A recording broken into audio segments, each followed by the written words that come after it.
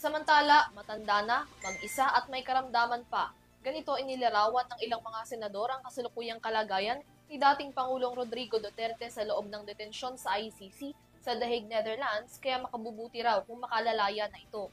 Kaya naman itong Miyerkules, inadapt na ng Senado ang resolusyon na humihiling ng House arrest para kay Duterte na sinang-ayunan ng 15 senador. Tunghayan ng detalye sa report na ito. Sa gitna ng gumugulong na debate patungkol sa kung ipagpapatuloy pa ang paglilitis ng ICC kay dating Pangulong Rodrigo Duterte na ngayon ay malubha na umano ang cognitive condition, mas lalo lang din lumakas ang panawagan ng kanyang kampo para sa kanyang interim release mula sa detensyon. Dito sa Pilipinas, gumawa na rin ng hakbang ang Senado upang subukang maiuwi na ang dating Pangulo lalo na sa kasalukuyang lagay ng kanyang kalusugan. Pinangunahan ni Senate Minority Leader Alan Peter Cayetano, running mate ni Duterte noong halalan 2016, ang pagtalakay ng mataas na kapulungan sa Senate Resolution No. 144 o ang resolusyon na hinihikayat ang ICC na gawaran ang dating Pangulo ng house arrest under humanitarian considerations. Sa ilalim ng resolusyon, humihiling ito sa ICC na magtakda ng medical professional na titingin sa kakayahan ni Duterte na lumahok. Sakaling lumabas sa resulta na mas lalala pa ang kondisyon ni Duterte sa loob ng detensyon, hinihiling na resolusyon na gawaran na lamang siya ng house arrest bilang alternative detention.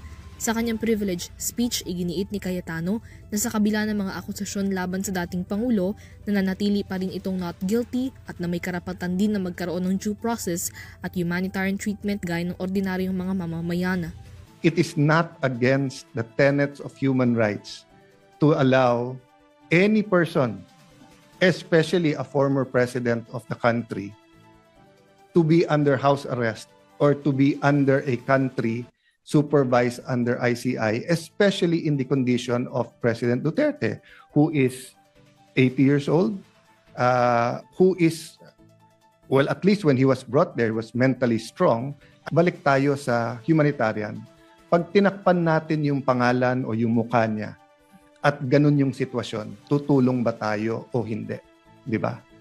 Depensa ni Cayetano, hindi layo ng resolusyon na mabaliwala ang bigat ng mga aligasyon at kaso ni Duterte sa ICC, ngunit hindi rin aniya dapat magdusa ang dating Pangulo sa detensyon na parang pinaparusahan na kahit hindi pa nahahatulan. This is not only for him but it is for us as a nation. I cannot imagine what the country will do if something, I don't want to say it, but if something happens with him in the detention center at wala man tayong ginawa. Para naman kay Majority Leader Mig Zubiri, ang pagsusulong ng resolusyon ay hindi na dapat tingnan bilang pamumulitika. Sa halip, pagpapakita ng habag sa kapwa Pilipino, lalo na para sa dating Pangulo ng bansa na ngayon ay lumalala na rin ang kalusugan. Git niya, gaya kung paanong nabibigyan ng humanitarian considerations ang ilang dating Pangulo na na-convict noon, maging ang mga Pilipinong nasa death row sa ibang bansa, dapat ay mabigyan din ng ganitong pagkakataon si Duterte. You have a leader, former leader of the president, on isolation in that area na not assisted, talagang madideteriorate yung tao, Mr. President. Ako, hindi na po ito politika. Huwag nyo nang isipin, DDS o Marcos or kabila. Hindi po. Ito po, I'm speaking as a son who has a father that has the same illnesses that the president is feeling right now.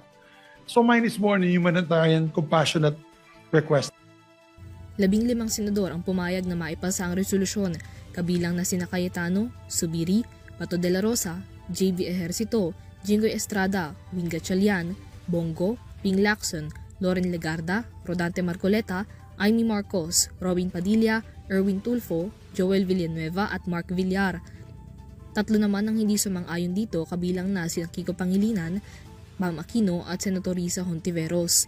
Sang-ayon naman daw si Hontiveros na dapat magkaroon ng humanitarian considerations sa kapwa Pilipino, ngunit hindi naman daw ordinaryo ang kaso ni Duterte.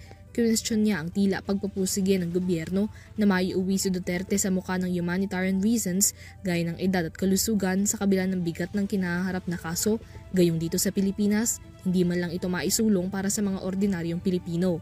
Nagmumukaring isa pang halimbawa ng ating gobyerno na nagbibigay ng special treatment sa isang makapangyarihang individual. Tila ba'y isa na naman itong patunay na ang batas ay marahas sa karaniwang Pilipino, pero malambot sa iilang may kapangyarihan. Kapag ordinaryong lolo ang inakusahan ng nagnakaw, pwedeng kulong agad at di makapagpiyansa.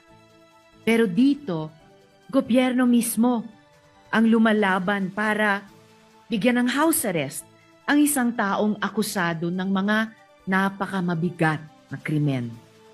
Sa botong 15-3-2, naipasa sa Senado ang resolusyon habang nananawagan din si Cayetano sa Malacanang na ikonsidera ang panawagang ito. Para sa EuroTV News, Mia Layagin, sumasaludo sa bawat Pilipino.